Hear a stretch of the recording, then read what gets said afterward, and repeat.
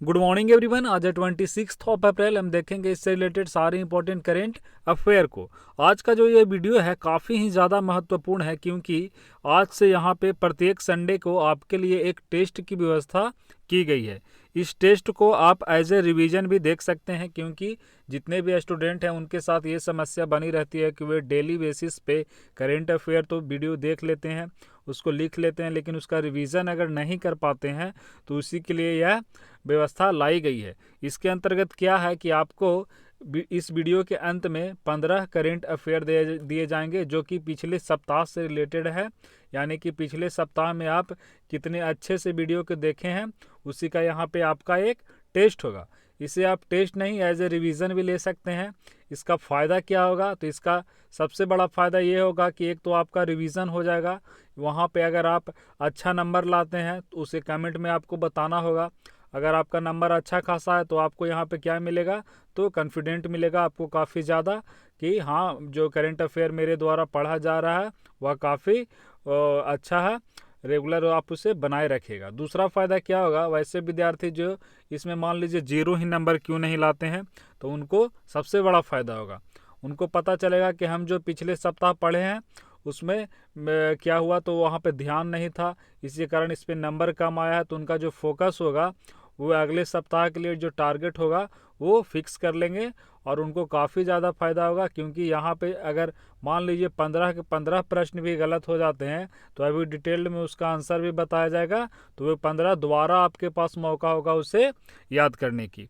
तो चलिए आज के वीडियो को स्टार्ट करते हैं बिना देर के। कल था 25 अप्रैल। हम देखेंगे वहाँ जो महत्वपूर्ण तिथि थी कल की, जो काफ़ी इम्पोर्टेंट है, उसे याद कर लेते हैं, यानी कि विश्व मलेरिया दिवस। तो चलिए, विश्व मलेरिया दिवस कब मनाया जाता है, तो यह 25 अप्रैल को मनाया जाता है। अब यहाँ से इसे साइंस से रिलेट करके देख लीजिए। जो यह मलेरिया है वह किससे होता है, तो यह यहाँ पे देख सकते हैं मादा एनाफिलीज मच्छर के माध्यम से फैलता है। और वो जो कीटाणु है किसके माध्यम से फैलाता है, तो ये आपको याद रखना है, प्रोटोजुअन प्लाज्मोडियम की तरह से फैलता है। अब यहाँ पे इसकी आपको थीम याद रखना है, जो इसकी विषय वस्तु है 2020 के लिए, उसका क्या थीम रखा गया है। तो ये थीम यह पूछा जा सकता है। तो ये थीम क्या है, zero malaria start with me. इसका मनाने का उद्देश्य क्यों है, क्यों हम मनाते हैं विश्व जो मलेरिया दिवस है, तो इसका मनाने का जो मुख्य उद्देश्य है लोगों को जागरूक करना है। मलेरिया से जितने भी मौतें होती हैं, काफ़ी ज़्यादा अफ्रीकन कंट्री में काफ़ी ज़्यादा मौतें होती है, क्योंकि वहाँ पे उस प्रकार की व्यवस्था नहीं है। तो इसी प्रकार से ऐसा WHO द्वारा किया जा रहा है कि इसकी जागरूकता को बढ़ाया जाए। यहाँ पे और आप जान सकते हैं कि इसकी शुरुआत कब से हुई थी विश्व मलेरिया दिवस मनाने की, तो 25 अप्रैल 2008 से। हालांकि अफ्रीकी देश में 2001 से ही इसे मनाया जा रहा था। तो इतनी सारे फैक्ट आपको यहाँ से याद रखनी है। नेक्स्ट प्रश्न है कि किस राज्य की सरकार ने धन्वंतरी योजना की शुरुआत किया है, तो धन्वंतरी योजना की शुरुआत यहाँ पे देख सकते हैं किसने किया है, असम ने किया है। असम को मैप को हम काफ़ी बार डिटेल में देख चुके हैं, आज पुनः देखेंगे। तो यहाँ पे देखिए, असम जो हमारा उत्तर पूर्वी राज्य है, यह अपनी सीमा अन्य यहाँ पे जितने भी उत्तर पूर्वी राज्य हैं उससे साझा करता है, सिवाय सिक्किम को छोड़कर। इसकी दो अंतर्राष्ट्रीय सीमा भी लगती है असम की, तो ये दोनों आपको याद रखनी है। पहला यहाँ पे लगता है, ये कौन सा हो गया, तो ये भूटान हो गया, और ये आप जो देख रहे हैं ये बांग्लादेश हो गया। तो यानी इसकी सीमा दो जगह लगती है अंतर्राष्ट्रीय, किसके किसके साथ, एक भूटान के साथ और दूसरा बांग्लादेश के साथ। बांग्लादेश के साथ देख सकते हैं कि असम की सीमा दो जगह पे लग रही है। यहाँ पे देखिए जो बॉर्डर टच कर रहा है वो भी बांग्लादेश के साथ, और ये असम ही है, लेकिन यहाँ पे भी क्या कर रहा है, तो बांग्लादेश के साथ यह अपनी सीमा साझा कर रहे थे। इतनी सारी बात आपको यहाँ से याद रखना है। इसके अलावा आपको ये बात भी याद रखना है कि असम के बीच में आप ऐसे देखते होंगे तो यहाँ पे ब्रह्मपुत्र नदी बहती है और फलस्वरूप फिर बांग्लादेश में चली जाती है और पुनः बंगाल की खाड़ी में। तो आपको जानना है कि ब्रह्मपुत्र नदी पर विश्व का सबसे बड़ा नदी द्वीप बनता है। तो इस द्वीप का नाम कई बार पूछा गया है, तो वे कौन सा द्वीप है, माजुली। तो माजुली द्वीप के बारे में आपको जानना है कि जो माजुली द्वीप है वह किस नदी पे स्थित है, तो वह ब्रह्मपुत्र नदी पे स्थित है। वह क्या है, तो एशिया की सबसे बड़ी, यानी कि एशिया के अलावा विश्व की भी, तो वह विश्व की सबसे बड़ी नदी द्वीप है माजुली। इसके अलावा यहाँ से एक बात और आपको याद रखना है कि असम की इस क्षेत्र में एक डिगबोई प्रांत है। तो आपको ये जानना है कि असम के डिगबोई में सबसे पहली बार अर्थात एशिया में सबसे पहली बार तेल कुएं का खनन हुआ था, तो कहाँ हुआ था? असम के डिगबोई में। चूंकि यह एशिया का प्रथम है तो भारत का प्रथम होना तो स्वाभाविक ही है। तो हम कह सकते हैं कि भारत में पहली बार जो तेल कुएं का खनन हुआ वह किस राज्य में हुआ? तो वह असम में हुआ। फिर यहाँ से एशिया का जो है सबसे पहला रिफाइनरी शुरू हुआ यहीं से। कब से? तो 1901 से। तो इतनी सारी बातें आपको असम से रिलेट करके याद रखनी है एवं यह भी जानना है कि यहाँ के मुख्यमंत्री कौन है? तो सर्बानंद सोनोवाल। गवर्नर जगदीश मुखी। इसे राज्य का दर्जा कब मिला? तो 26 जनवरी 1950 को इसे राज्य का दर्जा मिला है। इसकी राजधानी दिसपुर है। नेक्स्ट प्रश्न की ओर बढ़ते हैं। तो यहाँ पे कहा गया है कि नेफेड प्रधानमंत्री गरीब कल्याण अन्न योजना के अंतर्गत लगभग 20 करोड़ परिवारों को कितने महीने के लिए करीब 6 लाख मीट्रिक टन दाल देगा? तो क्या देगा? दाल का वितरण करेगा। तो कितने महीने के लिए? 3 महीने के लिए यह ऐसा देने का प्रावधान किया गया। अब चलिए हम थोड़ा नेफेड के बारे में थोड़ा जानते हैं। यह जो दाल है, जो दाल का वितरण किया जाएगा अगले 3 महीने के दौरान राशन की जितने भी सरकारी दुकानें हैं वहाँ उसी माध्यम से इसका क्या किया जाएगा? तो वितरण किया जाएगा। नेफेड के जो फुल फॉर्म है उसे आप देख लीजिए यहाँ पे। ये काफ़ी पुरानी संस्था है तो इसका देख लीजिए फुल फॉर्म क्या है। National agriculture cooperative marketing federation of India limited. यह जो इसका फॉन्ड कब हुआ था, यानी इसका गठन कब हुआ था? तो गांधी जयंती के अवसर पर हुआ था 2 अक्टूबर 1958 को। यह तिथि आपको याद रखनी है। इसका हेडक्वार्टर कहाँ है? तो इसका हेडक्वार्टर नई दिल्ली में है। तो हम कह सकते हैं कि नेफेड की स्थापना 2 अक्टूबर 1958 को कृषि उत्पादों के सहकारी विपणन, जितना भी मार्केटिंग है, विपणन है, को बढ़ाने के लिए किया गया था ताकि किसानों को इससे लाभ हो। उनके जो अन्न हैं, बीज हैं, अन्य जितने भी चीज़ हैं उसको आसानी से बाज़ार तक पहुंचाया जाए एवं उनको अन्य सामान क्या हुआ जाए? तो मुहैया कराया जाए। तो नेफेड को आप ध्यान में रखिएगा। अगला प्रश्न कहा गया है कि केंद्रीय रसायन और उर्वरक मंत्री का नाम बताइए जिन्होंने रसायन और पेट्रो रसायन उद्योग को देश में शीर्ष निर्यातक देश बनने पर बधाई दी है। तो काफ़ी बड़ी सफलता है। जो रसायन और पेट्रो रसायन उद्योग है उसमें भारत शीर्ष निर्यातक देश बन गया। चूँकि हमारी जो एक्सपोर्ट निर्यातक व्यवस्था है वह काफ़ी कम है, लेकिन अगर किसी क्षेत्र में आगे बढ़ती है तो इसे याद करना इम्पोर्टेंट हो जाता है। तो वे इसके जो मंत्री हैं यानी कि ministry of chemical and fertilisers minister कौन है? तो उन्हीं का नाम पूछा गया है। तो ये इमेज में देख सकते हैं ये कौन है? तो ये हैं DV सदानंद गौड़ा। तो इनका नाम आपको याद रखना है कौन है। ये हमारे इस मंत्री DV सदानंद गौड़ा। अगले प्रश्न की ओर बढ़िए। यहाँ पे काफ़ी महत्वपूर्ण प्रश्न है अगला कहा गया है कि किन्होंने मुख्य सतर्कता आयुक्त के रूप में शपथ लिया है? तो किन्होंने लिया? यहाँ पे देख सकते हैं ये इनको शपथ दिला रहे हैं हमारे जो राष्ट्रपति हैं रामनाथ कोविंद जी।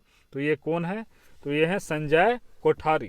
संजय कोठारी जो हैं CVC यानी कि सेंट्रल विजिलेंस कमीशन CVC, केंद्रीय सतर्कता आयोग भारत सरकार के विभिन्न विभागों के अधिकारियों या कर्मचारियों से संबंधित भ्रष्टाचार नियंत्रण की एक सर्वोच्च संस्था है। इस संस्था के बारे में आपको ये जानना है कि पहला तो ये संस्था है CVC, यह भ्रष्टाचार नियंत्रण के लिए बनाई गई थी। एवं इस संस्था से एक चीज़ काफ़ी बार पूछा गया है, उसे आप याद रखिए, संथानम समिति। जो बड़े एग्जाम है उसमें कई बार यह देखने को मिला है, वह है संथानम समिति। तो संथानम समिति के बारे में आपको ये जानना है कि इस आयोग का गठन की सिफारिश संथानम समिति के द्वारा की गई थी। इस समिति का गठन भ्रष्टाचार रोकने से संबंधित सुझाव देने के लिए गठित किया गया था। तो इसके बारे में आप याद रखिएगा। CVC जो है यानी कि सेंट्रल विजिलेंस कमीशन, इसका गठन कब हुआ था? तो इसका गठन 1964 में हुआ था CVC का गठन। अगले प्रश्न की ओर बढ़ते हैं। तो यहाँ पे कहा गया है कि पंचायती राज दिवस के मौके पर प्रधानमंत्री नरेंद्र मोदी किस योजना का शुभारंभ किया जिसका उद्देश्य संपत्ति, यहाँ पे समझिएगा, जिसका उद्देश्य संपत्ति का रिकॉर्ड बनाना और ग्रामीण इलाकों के आवासीय जमीन के मालिकाना हक को तय करना है। यानी ड्रोन के माध्यम से इसका मैपिंग किया जाएगा और जितने भी आवासीय ज़मीन है उसके मालिकाना हक को तय किया जाएगा। तो यह कौन सी योजना है? यह स्वामित्व योजना है। इसके अलावा एक अन्य 2 योजनाएं कल आपको बताया गया था कि एक मोबाइल ऐप के माध्यम से जो बताया गया था वह कौन सा था? ई ग्रामीण स्वराज पोर्टल। तो यानी कि 24 अप्रैल को जब राष्ट्रीय पंचायती राज दिवस था, तो उस दिन तो पहला स्वामित्व योजना आया जो मालिकाना हक तय करेगा ग्राम वासियों को उनके आवासीय ज़मीन का, जो ड्रोन के माध्यम से इसकी मैपिंग होगी। इसके अलावा ई ग्रामीण स्वराज पोर्टल और मोबाइल ऐप लाया गया था। कल इसके बारे में डिटेल बताया गया था कि जो यह है जो ग्राम पंचायतों में अपनी विशेष योजनाएं बनाने और लागू करने में सहायता मिलेगी। अब चलिए हम स्वामित्व योजना के बारे में थोड़ा जान लेते हैं। और यह जो योजना लाया गया है, प्रधानमंत्री ने 6 राज्यों में प्रायोगिक तौर पर स्वामित्व योजना की शुरुआत की है। कितने राज्यों में? तो 6 राज्यों में। अब चलिए अगले प्रश्न की ओर बढ़ते हैं। तो यहाँ पे कहा गया है कि हाल ही में किस ट्रस्ट के द्वारा 5 कदम कोरोना मुक्त जीवन अभियान चलाया गया है? तो यह टाटा ट्रस्ट के द्वारा चलाया गया है। टाटा ट्रस्ट के बारे में बताया गया था काफ़ी डिटेल में, तो इसे याद रखिएगा। तो यह किसके द्वारा चलाया गया? टाटा ट्रस्ट के द्वारा।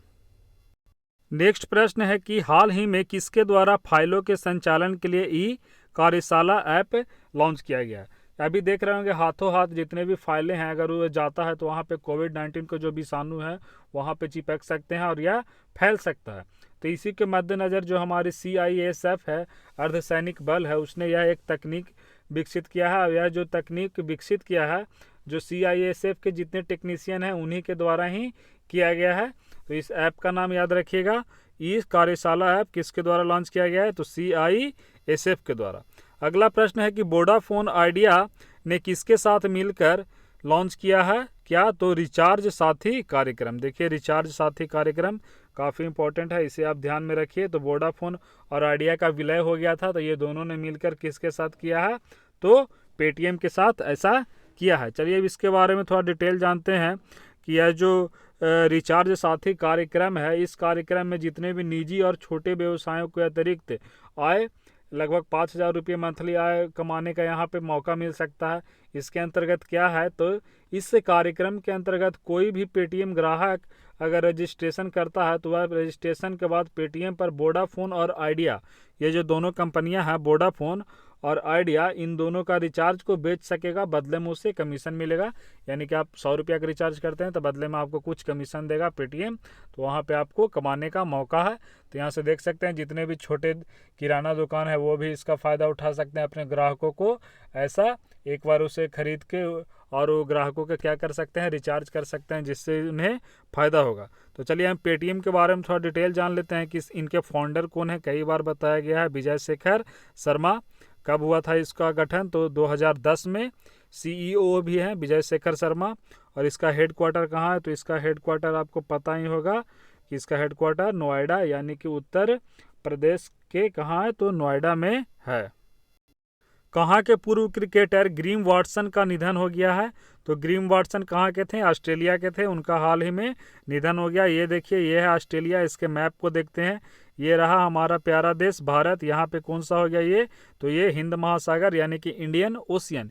ये देखिए इंडियन ओशियन का नाम भारत के ही नाम पे है, तो काफ़ी इस पे देख सकते हैं हमारी जो अच्छी बात है, क्योंकि हमारे देश के ही नाम पे है, जिससे जो वैश्विक कूटनीति है वहाँ पे काफ़ी ज़्यादा इसकी सहारा मिलती है। इस प्रकार के उस क्षेत्र जो रीजन है अगर आपका नाम पे है।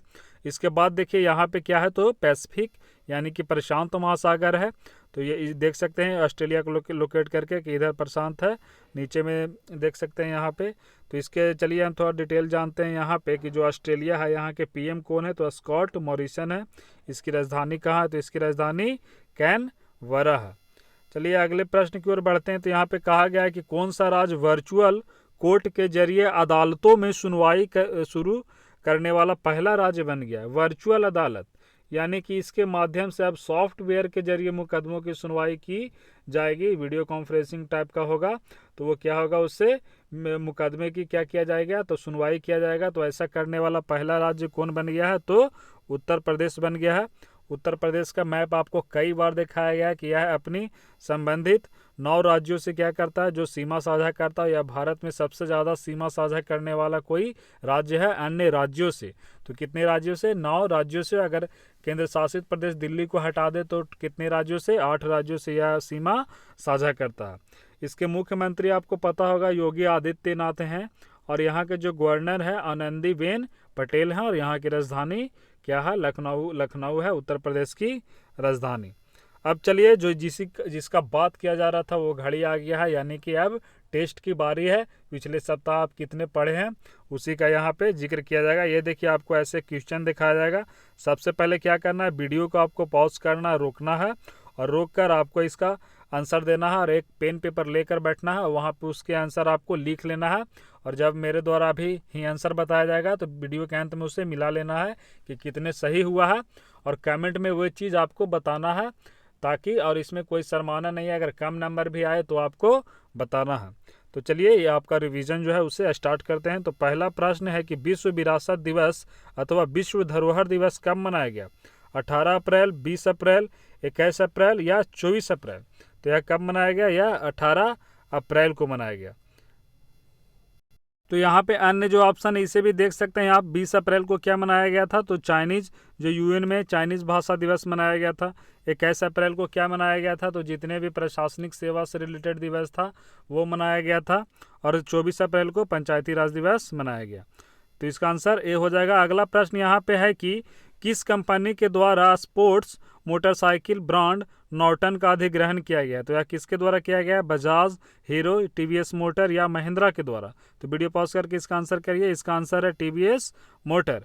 अगला प्रश्न देखते हैं। यहाँ पे कहा गया है कि सोशल डिस्टेंसिंग को प्रोत्साहित करने के लिए किस बैंक के द्वारा सुरक्षा ग्रिड, ये देखिए हाल ही में बताया गया था कि सुरक्षा ग्रिड अभियान किसके द्वारा चलाया गया है? तो ऐसा HDFC के द्वारा चलाया गया सुरक्षा ग्रिड। अगला प्रश्न यहाँ पे कहा गया है कि कोविड-19 के खिलाफ एकजुटता दिखाने के लिए स्विट्जरलैंड के किस पर्वत पर भारतीय ध्वज तिरंगा को दिखाया गया है? यह बताया गया था कि एकजुटता दिखाने के लिए वहाँ पे भारतीय ध्वज को दिखाया गया था एक प्रोजेक्टर के माध्यम से। एवं अन्य कई देशों जो कोविड-19 के खिलाफ लड़ रहे हैं उनका भी जो फ्लैग है, उनका झंडा है, उसे दिखाया गया था। तो हमारे तिरंगों को दिखाया गया था। तो उस पर्वत का नाम पूछा गया। यहाँ पे देखिए मैटर हॉर्न पर्वत, ये सारे स्विट्जरलैंड के पर्वत हैं। जुंगफ्राउ पर्वत, टिटलिस या आइगर? तो आपको आंसर बताना। इसका आंसर होगा मैटर हॉर्न पर्वत। अगले प्रश्न की ओर बढ़ते हैं। यहाँ पे तो कहा गया है कि हाल ही की टीम मास्क फोर्स किसके द्वारा विकसित किया गया है? तो टीम मास्क फोर्स, इसके बारे में बताया गया था। जितने भी क्रिकेटर थे वे मास्क पहनकर अवेयरनेस फैला रहे थे, जैसा इमेज के माध्यम से आपको दिखाया गया था। सौरव गांगुली थे एवं अन्य कई थे, विराट कोहली, सचिन तेंदुलकर। तो बताइए कौन? ICC जो हमारी इंटरनेशनल है, PCB Pakistan cricket board, BCCI या WICB? तो यह किसने किया? जो हमारी क्रिकेट है BCCI। अगले प्रश्न की ओर यहाँ पे बढ़ते हैं। तो कहा गया किस राज्य में ई संजीवनी OPD का शुभारंभ हुआ है? तो ई संजीवनी OPD का शुभारंभ कहाँ हुआ? ऑप्शन को आप देखिए। तो वैसा हिमाचल प्रदेश में किया गया था। इसके अलावा आप जानते होंगे कि मध्य प्रदेश ऑप्शन में देख रहे हैं। तो यहाँ पे क्या किया गया था? मध्य प्रदेश में एक योजना लाया गया था, CM कोविड-19 योद्धा कल्याण योजना। अगले प्रश्न की ओर बढ़ते हैं। यहाँ पे तो कहा गया कि विश्व पृथ्वी दिवस कब मनाया गया? तो विश्व पृथ्वी दिवस, यहाँ पे ऑप्शन देखिए, 21 अप्रैल को बताया गया, सिविल सेवा डे था जैसा कि। और 25 अप्रैल को क्या मनाया गया था? आज के वीडियो की शुरुआत में ही बताया गया कि 25 अप्रैल को विश्व मलेरिया दिवस। इसके अलावा एक और दिवस 25 अप्रैल को मनाया जाता है, उसके बारे में भी जान सकते हैं, जो वर्ल्ड डेलीगेट्स डे है, यानी प्रतिनिधियों के लिए एक दिवस मनाया जाता है। वह भी कब मनाया जाता है? तो 25 अप्रैल का। तो इसका आंसर क्या हो जाएगा? विश्व पृथ्वी दिवस 22 अप्रैल। अगले प्रश्न की ओर यहाँ पे बढ़िए। तो कहा गया है कि हाल ही में किस राज्य ने संपर्क दीदी ऐप लॉन्च किया गया? यह कल के वीडियो में बताया गया था कि जो संपर्क दीदी है वह किस राज्य के द्वारा लाया गया है? तो यह उत्तराखंड के द्वारा लाया गया है संपर्क दीदी। तो इसका आंसर हो जाएगा ए। इसके अलावा महाराष्ट्र के पुणे में भी एक योजना लाया गया था, कर्नाटक में भी लाया गया था। तो उसके बारे में आपको पता है तो चलिए उसका एक बार थोड़ा रिवीजन करा देता हूँ, ताकि और इसके माध्यम से अन्य जो है याद हो जाए। तो कर्नाटक में कौन सा लाया गया था? कर्नाटक में लाया गया था गेट सेट गो। कर्नाटक में कौन सा लाया गया था? गेट सेट गो अभियान लाया गया था। कहाँ? तो कर्नाटक में।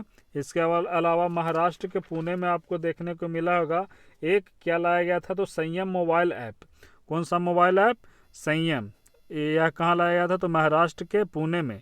संयम मोबाइल ऐप जो था, इसके तहत घरों में क्वारंटाइन नागरिकों की निगरानी के लिए यह लाया गया था। कर्नाटक के बारे में बता दिया गया। मध्य प्रदेश के भी बारे में बताया गया कि पीछे में एक लाया गया था। तो चलिए अगले प्रश्न की ओर बढ़ते हैं। तो इसका क्या हो जाएगा? संपर्क दीदी कहाँ हो जाएगा? ये उत्तराखंड। नेक्स्ट है कि ईरान ने अपना पहला सैन्य उपग्रह सफलतापूर्वक प्रक्षेपित किया है, इसका नाम क्या है?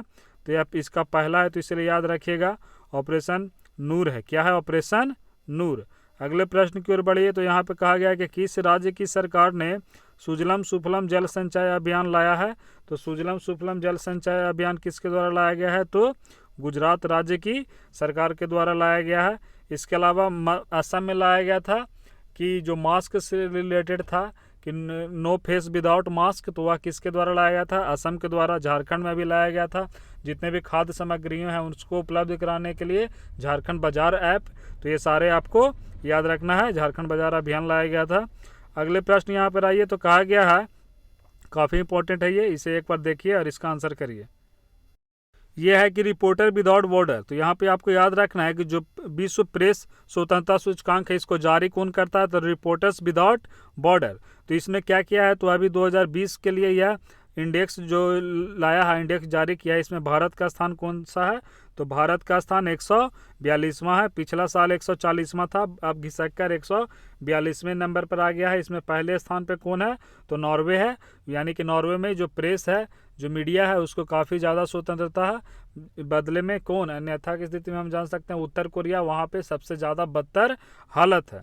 उत्तर कोरिया और दक्षिण कोरिया के बारे में तो जानते होंगे, उससे 38 डिग्री समांतर रेखा क्या करती है? दोनों को अलग करती है, नॉर्थ कोरिया और साउथ कोरिया को। कौन? तो 38 डिग्री समानांतर रेखा। अगला प्रश्न यहाँ पे कहा गया है कि हाल ही में किस देश की नई डिजिटल मुद्रा DCEP, इसके बारे में भी बताया गया था 2 दिन पहले, DCEP।